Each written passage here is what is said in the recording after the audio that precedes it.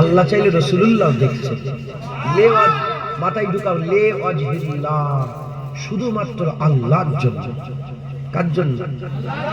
যখন আল্লাহর জন্য, কে শুনলো, কে এলো, কে গেল, কে দেখলো, কে কটা ভিউজ হলো, কে ওসব কিছু মাথায় থাকবে? আমার আল্লাহ খুশি হলেই সব খুশি। কথা ঠিক না বেটি? অতএব কেউ ফটো তুলবে না। তা আল্লাহ পাক কসম খেলেন মক্কা শরীফের, কারণ মক্কা শরীফে স্বয়ং রাসূলুল্লাহ আছে। মক্কা শরীফে কত কি আছে। আল্লাহ যদি বলতেন মক্কা শরীফের কসম, লোক বলতো কসম খেয়েছে কাবার জন্য, বলতে পারতো না? পারতো। যদি শুধু বলতেন মক্কা শরীফের কসম, লোক বলতো আবে জামজামের কুয়া আছে বলে খেয়েছে। লোক যাতে না বলে, আল্লাহ বলছে আনতা হিল্লুম বিহাযাল বালাদ, কারণ আপনি আছেন হাবিব, আপনার জন্য আমি মক্কার কসম খেয়েছি। নবীর সম্পর্কে মক্কা শরীফের ইজ্জত আল্লাহ কি করেছে? বড় করেছে। মুসলমানের ছেলেরা,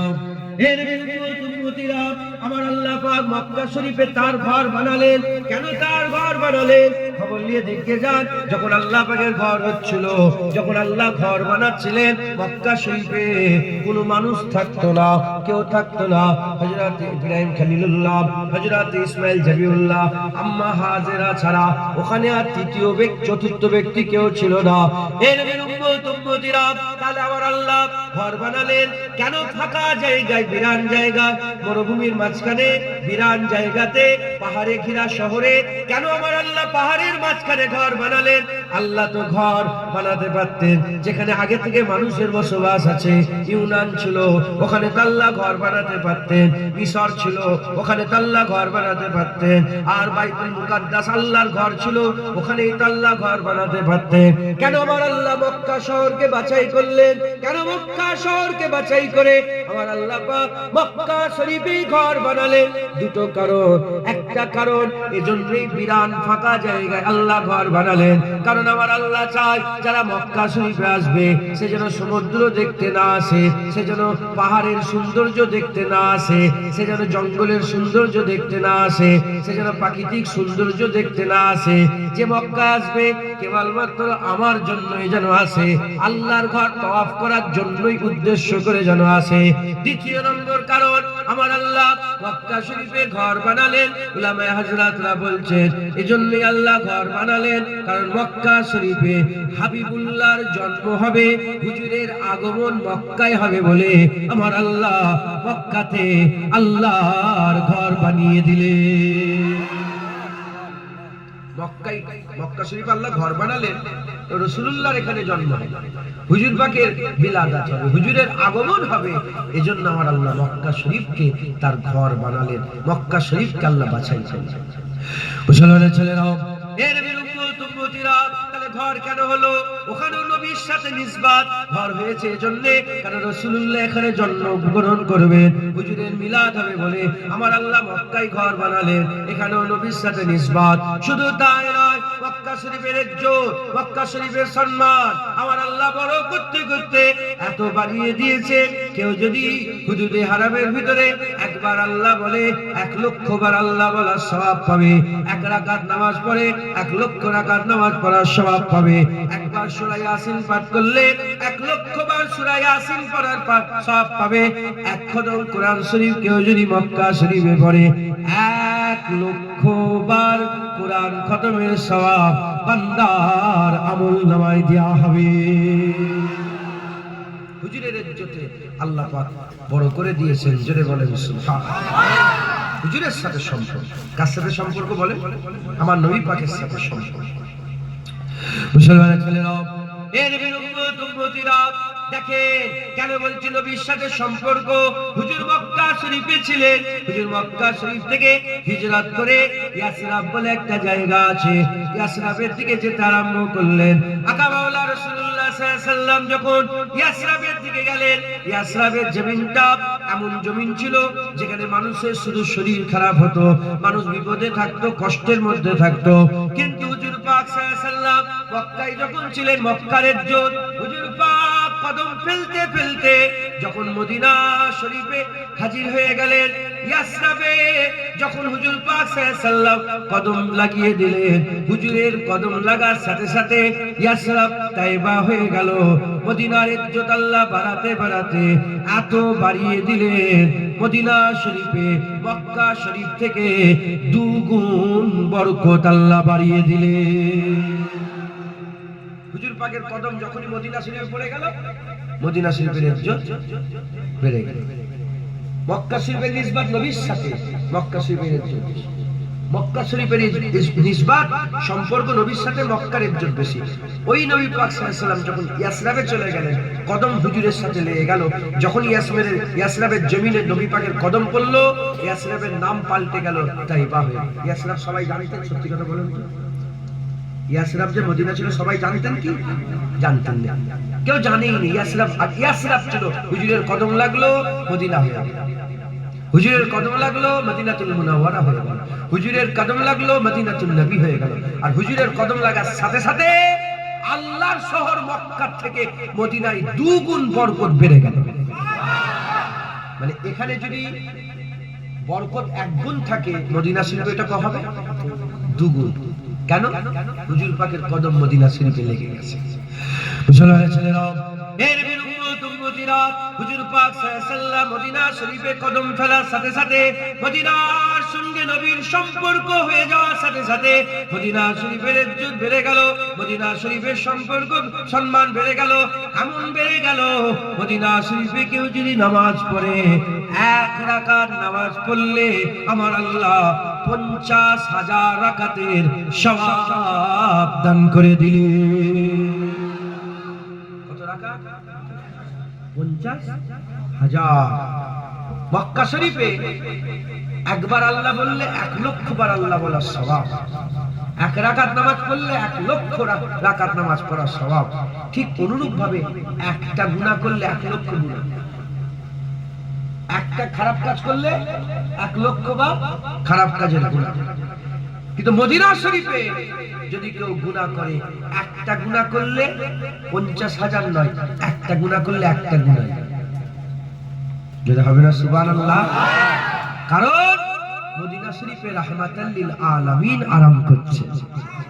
মদিনা শরীফ রাসূলুল্লাহ রাহমাতাল লিল আলামিনের, ওখানে রহমতি রহমত, ওখানে বরকতি বরকত, ওখানে দয়াই দয়াই, ওখানে ফজিলাতি ফজিলাত, কারণ ওখানে রাসূলুল্লাহ আছেন। একবার জোরে বলুন সুবহানাল্লাহ।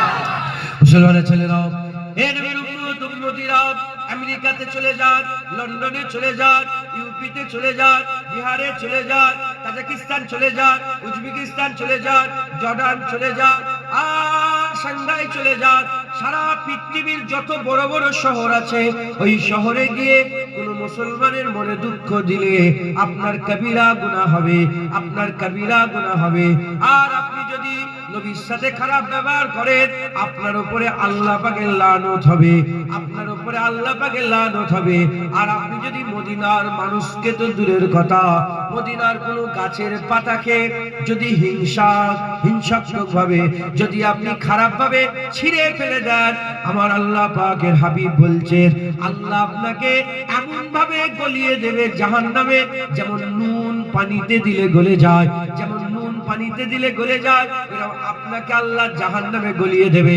দেখেন মুসলমান, খুব ভালো করে বোঝেন, সারা পৃথিবীর সমস্ত জায়গায় আইন আলাদা, মদিনা শরীফে আইন আলাদা, কারণ মদিনা শরীফে হাবিবুল্লাহ শুয়ে আছে। হাদিস পাকের মধ্যে এসেছে, ধরেন আপনি আমার সাথে খারাপ ব্যবহার করলেন নাহাত করে, আপনার কি হবে? গুনাহ। আর আপনি যদি মদিনার মানুষ তো দূরের কথা, মদিনার গাছের সাথে যদি খারাপ ব্যবহার করেন, আল্লাহ আপনাকে জাহান্নামে ফেলে গলিয়ে দেবে। হুজুর পাক বলছেন কেমন ভাবে? যেমন নুন পানিতে দিলে গলে যায়। মুসলমানের ছেলেরা, এই নবীর উম্মতিরা খুব খেয়াল করে শুনে রেখে দেন, আমার আল্লাহ পাক মদিনা শরীফের ইজ্জত, মদিনা শরীফের সম্মান বাড়িয়ে দিয়েছেন। আমার আল্লাহ পাক মদিনার ইজ্জত, মদিনার সম্মান আল্লাহ বাড়িয়ে দিয়েছেন। কতটা বাড়িয়ে দিয়েছেন আমি আপনাদের বলে দিয়ে যাই। মদিনা শরীফে একটা জমিনের টুকরা আছে, যে জমিনের টুকরার ব্যাপারে হুজুর পাক সাল্লাল্লাহু আলাইহি ওয়াসাল্লাম বলেছেন রিয়াজুল জান্নাত, রিয়াজুল জান্নাত। যেমন বান্দা মরে যাবার পরে, বিচার হয়ে যাবার পরেতে হবে, আল্লাহ পাকের জান্নাতে ঢুকবে, জান্নাতের বাগান সমূহ হয়ে যাবে। যেমন আল্লাহ পাকের জান্নাতে ঢুকলে যেমন আল্লাহ পাকের জান্নাতে ঢুকা হয়, ওরকম মদিনা শরীফে একটা জমিনের টুকরা আছে, ওখানেও বান্দা ঢুকে গেলে আল্লাহ পাকের জান্নাতে ঢুকা হয়ে যায়। মদিনা শরীফে কি আছে? জোরে বলেন। মদিনা শরীফে জান্নাত আছে। কি আছে? মদিনা শরীফে কি আছে? জান্নাত। কোথায়? হুজুর পাক বলছেন মা বাইনা বাইতি ওয়া মিম্বারি মির রিয়াজুল জান্নাহ। আমার ঘর, আমার মিম্বার, মাঝখানের জায়গাটা জান্নাতের টুকরা। হুজুর পাক বলেছেন জান্নাত। যে হুজুর বলেছে এক আল্লাহ, আমরা বলি আল্লাহ এক। যে হুজুর বলেছে আটটা জান্নাত, আমরা বলি আটটা জান্নাত। যে হুজুর পাক বলেছে সাতটা জাহান্নাম, আমরা কটা বলি? যে হুজুর বলেছে এটা কুরআন, আমরা কি বলি? যে হুজুর বলেছে ওটা কাবা, আমরা কি বলি? যে হুজুর বলেছে ওটা কিবলা, আমরা কি বলি? সেই হুজুর পাক বলেছে জান্নাত, আমরা কি বলবো? আর কোনো সন্দেহ রইল? মুসলমানের ছেলেরা, হে নবীর উম্মত উম্মতিরা, ওই জায়গা কি করে জান্নাত হলো? মদিনা শরীফের অলিতে গলিতে আকা মাওলা রাসূলুল্লাহ হেঁটে হেঁটে বেরিয়েছে, হুজুর পাকের কদম পড়েছে। কোন জায়গায় একবার, কোন জায়গায় দুবার, কোন জায়গায় তিনবার, কোন জায়গায় চারবার। হুজুর এদিকে হেঁটে হেঁটে গেছেন, হুজুরের নূর ছড়িয়ে ছড়িয়ে হুজুর পাক গেছেন। হুজুর পাক এদিকে হেঁটে হেঁটে গেছেন, হুজুরের কদম লেগে লেগে গিয়েছে। হুজুর পাক ওদিকে গিয়েছে, হুজুরের কদম মাটি চুমতে চুমতে চুমচুম খেতে খেতে আর হুজুর পাকের কদমকে হুজুর পাক আগিয়ে নিয়ে গেছে। হে নবীর উম্মত উম্মতিরা, আকা মাওলা রাসূলুল্লাহ সাল্লাল্লাহু আলাইহি সাল্লাম যে জায়গাটা জান্নাত বলে দিয়েছে, ওই জায়গাটা কি? হুজুর পাকের ঘর আর মসজিদের মেম্বার। হুজুর পাকের ঘর থেকে বেরোলে ওই জায়গায় কদম পড়তো। হুজুর আগিয়ে যেতেন, মেম্বারে চলে যেতেন, হুজুর মেম্বারে নামাজ পড়াতেন, আবার ফিরে ঘরের দিকে এলে ওই জায়গায় কদম পড়ে আগিয়ে ঘরের মধ্যে যেতেন। হে নবীর উম্মত উম্মতিরা, খুব ভালো করে ঢুকার। ফজরের নামাজে বেরোচ্ছেন, কদম পড়লো, আবার গেলেন, কদম পড়লো। জোহরের নামাজে বেরোলেন, কদম পড়লো, ঘরে গেলেন, আবার কদম পড়লো। আসরের নামাজে বেরোলেন, কদম পড়লো, নামাজ পড়িয়ে ঘরে গেলেন, কদম পড়লো। মাগরিবের নামাজে বেরোলেন, কদম পড়লো, আবার ঘরের দিকে গেলেন, কদম পড়লো। ঈশার নামাজে বেরোলেন, কদম পড়লো, আবার ফিরে এলেন, আবার কদম পড়লো। বারবার বারবার বারবার বারবার ওই জমিনের টুকরাটা মা বাইনা বাইতি ওয়া মিম্বারি মির রিয়াজুল জান্নাত, ওই জমিনের টুকরাটা বারবার বারবার হুজুরের কদম পড়ার কারণে ওই জায়গাটাকে আমার আল্লাহ দুনিয়াতে জান্নাত বানিয়ে দিয়েছে। ওই জমিনে হুজুর পাকের কদম বেশি লেগেছে, তাই হুজুর পাকের কদম লাগার নিসবতে জায়গা জান্নাত হয়ে গেছে। এই শুনছেন আপনারা? হুজুর পাকের নিসবত বলছি, যে তার সাথে নবী পাকের নিসবত হয়েছে, আল্লাহ সেটাকে কি করেছে? বড় করে দিয়েছে। আল্লাহ সেটারই সম্মান, সেটারই ইজ্জত, সেটাকে আল্লাহ দরজাওয়ালা করে দিয়েছে। মুসলমানের ছেলেরা, হে নবীর উম্মত উম্মতিরা, যেমন মক্কার সাথে নবীর নিসবত আমার আল্লাহ কসম খেয়েছে, লা উকসিমু বিহাযাল বালাদ ওয়া আনতা হিল্লুম বিহাযাল বালাদ। আল্লাহ পাক কসম খেয়েছে নবীর নিসবত আছে বলে। যেমন আমার আল্লাহ নবীর নিসবত মক্কা শরীফের সাথে, মক্কার ইজ্জত বড় হয়ে গেছে। নবীর নিসবত মদিনা শরীফের সাথে, মদিনার ইজ্জত বড় হয়ে গেছে। মদিনার জমিনের টুকরাটাকে আল্লাহ জান্নাত করে দিয়েছে। ঠিক অনুরূপ ভাবে নবীর নিসবত কোরআনের সাথে, কোরআনকে আল্লাহ আজিম করে দিয়েছে। নবীর নিসবত নবীর উম্মতের সাথে, কোরআন সাক্ষী দিয়ে বলছে সমস্ত নবীর উম্মতের থেকে আমার নবীর উম্মতের ইজ্জত সম্মান আমি আল্লাহ বাড়িয়ে তাদের করে শ্রেষ্ঠত্ব দান করে দিয়েছে। আমার ইজ্জত বড় কেন? আমাদের ইজ্জত বড় কেন? আমাদের সাথে নবীর সাথে সম্পর্ক, আমাদের সাথে নবীর সম্পর্ক। মুসলমানের ছেলেরা, এর বিরুদ্ধ উম্মতিরা খুব ভালো করে শুনেন, নবীর সম্পর্ক আবু বকরের সাথে আমার আল্লাহ সিদ্দিক করে দিয়েছেন, নবীর সম্পর্ক ওমরের সাথে আমার আল্লাহ ফারুক করে দিয়েছেন, নবীর সম্পর্ক উসমানের সাথে আমার আল্লাহ গনি করে দিয়েছেন, নবীর সম্পর্ক আলীর সাথে আমার আল্লাহ মাওলা করে দিয়েছেন। সিদ্দিক বানিয়েছেন, ফারুক বানিয়েছেন, গনি বানিয়েছেন আর মাওলা বানিয়েছেন। এই চারটি লাকাবের দিকে যদি খেয়াল করেন, এর মানে যদি দিকে খেয়াল করেন, একটা লাকবি মানে হয়, একটা হাকিকাতি মানে হয়। যদি হাকিকাতে মানের দিকে তাকান, হাকিকাতে সিদ্দিক আল্লাহ, হাকিকাতে ফারুক আল্লাহ, হাকিকাতে গনি আল্লাহ, হাকিকাতে মাওলা আল্লাহ। সিদ্দিক হক হচ্ছে আল্লাহ, হক হচ্ছে আল্লাহ, হক হচ্ছে আল্লাহ। ফারুক হক আর বাতিলের ফারাক করনে वाला আল্লাহ। গনি ধনী, আল্লাহ গনি ও আনতুমুল ফুকারা। আল্লাহ গনি, আল্লাহ বলে আমি গনি, তোমরা সব ফকির। আমার আল্লাহ গনি, আমার আল্লাহ গনি। মাওলা, আল্লাহ হচ্ছে মাওলা, আল্লাহ হচ্ছে মাওলা। কিন্তু আমার আল্লাহ পাক এই চারজনের সম্পর্ক নবীর সাথে হয়ে যাওয়ার কারণে আমার আল্লাহ নিজের নামের আসমাউল হুসনা থেকে চারটে নাম আলাদা করে আবু বকর সিদ্দিক করে দিলেন, ওমর ফারুক করে দিলেন, উসমান গনি করে দিলেন, আলীকে আমার আল্লাহ মাওলা বানিয়ে দিলেন। কারণ এই চারজনের সম্পর্ক কিসের সাথে? নবীর সাথে, নিসবত, সম্পর্ক। মুসলমানের ছেলেরা, এই নবীর উম্মত উম্মতিরা, হুজুর পাক সাল্লাল্লাহু আলাইহি ওয়াসাল্লাম বলেছেন আস-সাহাবা কান নুজুম, সাহাবারা তারার ন্যায়। কেন? আল্লাহ পাকের হাবিব মিসলে তারার উদাহরণ, মিসলে সিতারার উদাহরণ সাহাবাদের করে আল্লাহ পাকের হাবিব বলেছেন। কারণ এজন্যে আমার আল্লাহ পাক তারার উদাহরণ দিয়েছে, কারণ তারারা রাস্তা দেখায়। আগে কম্পাস ছিল না। আগে আমরা যেমন মোবাইলে কম্পাস দেখি, দিক নির্ণয় করি, এটা পূর্ব দিক, এটা পশ্চিম দিক, এটা উত্তর দিক, এটা দক্ষিণ দিক, এই যে আমরা দিক নির্ণয় করি। আগে কম্পাস ছিল না, লোকেরা তারা দেখে দেখে রাস্তা ঠিক করত, তারা দেখে রাস্তা ঠিক করত। ওই তারাকে ফলো করো, চলে যায় মুলকে শাম চলে যাবে। ওই তারা ফলো করো, মুলকে ইয়ামেন চলে যাবে। ওই তারা ফলো করো, মুলকে রোম চলে যাবে। ওই তারা ফলো করো, মক্কা শরীফে চলে যাবে। ওই তারা ফলো করো, মদিনা শরীফে চলে যাবে। আগে রাস্তা তারা দেখাতো, তারা রাস্তা দেখাতো। হুজুর পাক বলছেন আমার সঙ্গে যাদের সম্পর্ক, আমার সাহাবাদের, হ্যাঁ আমার রাসূলুল্লাহ বলছেন আস-সাহাবা কান-নুজুম, আমার সাহাবারা হচ্ছে তারার মতো। আমার সাহাবাদের ইজ্জত আল্লাহ এত বড় করে দিয়েছেন, বাছাবাছি নয়, সবই তারা। যে যাকে ফলো করবে আমার আল্লাহ জান্নাত দান করে দেবে। কারণ সাহাবাদের নিসবত নবীর সাথে। জোরে বলেন সুবহানাল্লাহ। সাহাবাদের নিসবত নবীর সাথে। খবর নেন, খবর নেন, সারা পৃথিবী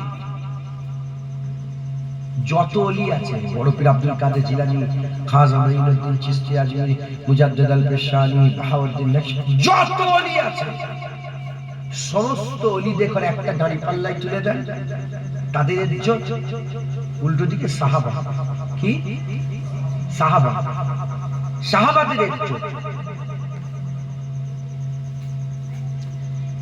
একটা সাহাবা নয়, সাহাবাদের পায়ের ধুলো নয়, সাহাবাদের জুতোর ধুলো নয়। সাহাবারা যে উটের পিঠে চলে বেড়াতো, সেই উটের পায়ের আগাতে যে ধুলোগুলো উঠতো না, সেই ধুলোর সমান পৃথিবীর কোন ওলি আল্লাহ হতে পারবে না। কারণ নবী পাকের নিসবত। মুসলমানের ছেলেরা, এর বিরুদ্ধে উম্মতিরা সাহাবাদের জীবনী খুলে দেখতে যান। এমনও সাহাবা ছিলেন, এমনও সাহাবা ছিলেন, আমার আল্লাহ পাক তাকে এমনও সাহাবা বানিয়েছিলেন জীবনে ফরজ গোসল করে নয়, যুদ্ধের ময়দানে, জিহাদের ময়দানে ঈমান নিয়ে এসেছে, ওই জিহাদের ময়দানে শহীদ হয়ে গেছে, নামাজ পড়া হয় নাই, রোজা রাখা হয় নাই, হজ করা হয় নাই, যাকাত দেওয়া হয় নাই, এমনকি ফরজ গোসলটাও করা হয় নাই।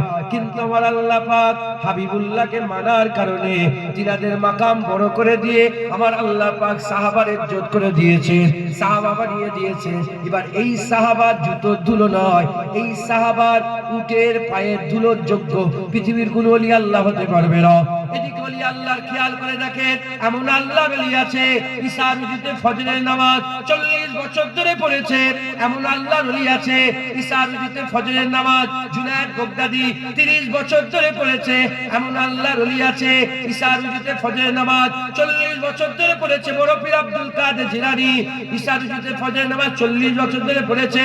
ইমামে আযম আবু হানিফা প্রতিটা কদমে 2 রাকাত নফল নামাজ পড়ে 14 বছর ধরে আল্লাহর কাবায় গেছে। ইব্রাহিম বিন আদহাম, হযরতে ইব্রাহিম বিন আদহাম, হযরতে রাবিয়া বসরি সিজদা দিয়ে দিয়ে 7 বছর ধরে কাবায় গেছে।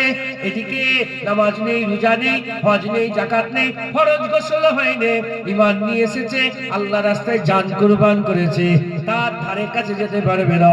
কারণ সাহাবাদের ইজ্জত নামাজে, রোজাতে, হজে, যাকাতে নয়। সাহাবাদের ইজ্জত আল্লাহর কসম আল্লাহ এজন্যই বাড়িয়ে দিয়েছে, কারণ তারা জিন্দা অবস্থায় হাবিবুল্লাহ চেহারা দেখেছে, হুজুরকে মেনে নিয়েছে। এই চেহারা দেখার জন্য সাহাবাদের ইজ্জত বাদাল আম্বিয়া খায়রুল বাশার বানিয়ে দিয়েছে।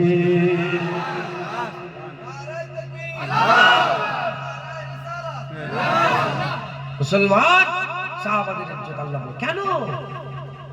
একটাই কারণ, নবী পাক। সাহাবাদের সম্পর্ক নবীর সাথে, সাহাবাদের সম্পর্ক রাসূলুল্লাহর সাথে, তাআল্লুক রাসূলুল্লাহর সাথে।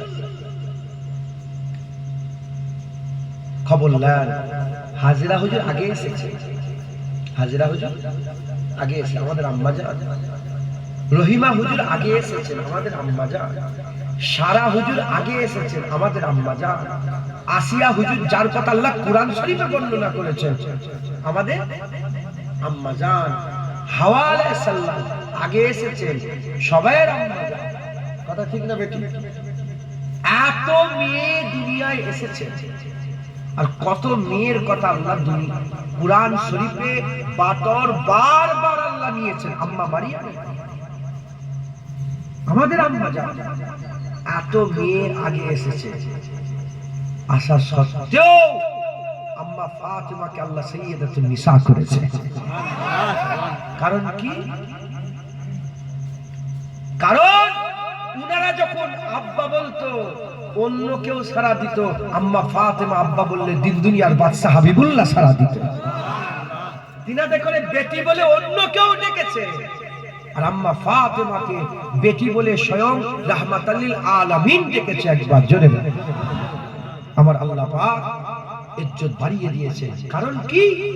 কারণ নবীর সাথে আম্মা ফাতিমার সম্পর্ক। মুসলমানের ছেলেরা, এ নবীর উম্মত উম্মতিরা, কত নবীর বেটা নবী হয়েছে, কত রাসূল পাক সাল্লাল্লাহু আলাইহি ওয়াসাল্লামের কত নবী পয়গম্বর রাসূলগণের আওলাদ এসেছে। এ মুসলমান, কত সাহাবা ছিলেন।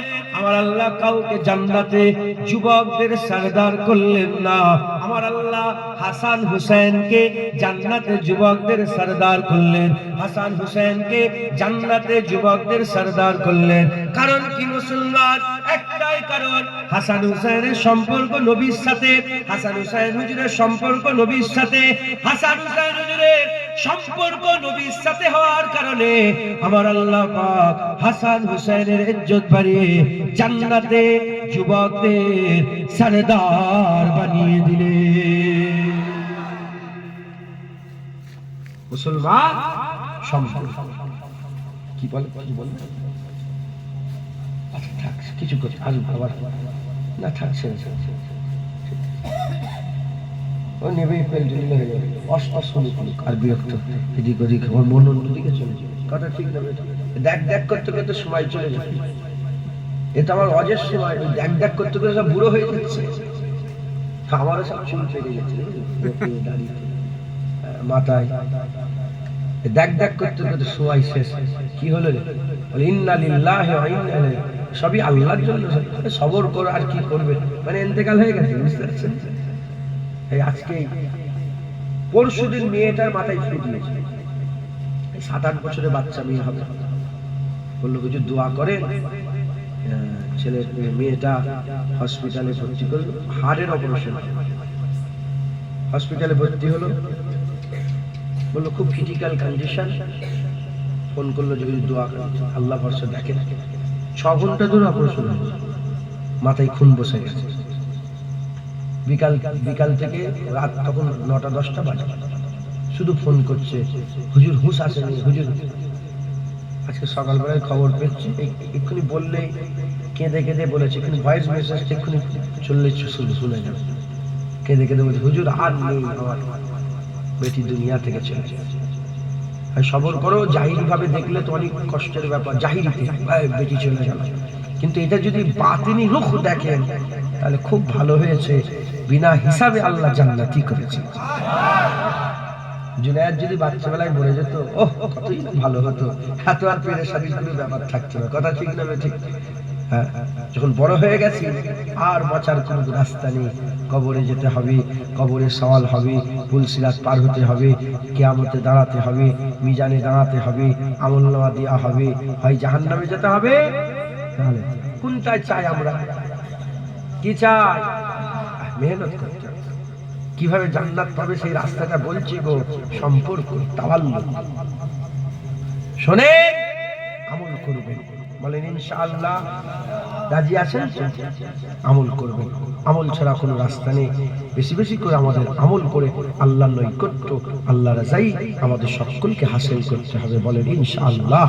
ইনশাআল্লাহ। দরুদ শরীফ। আল্লাহুম্মা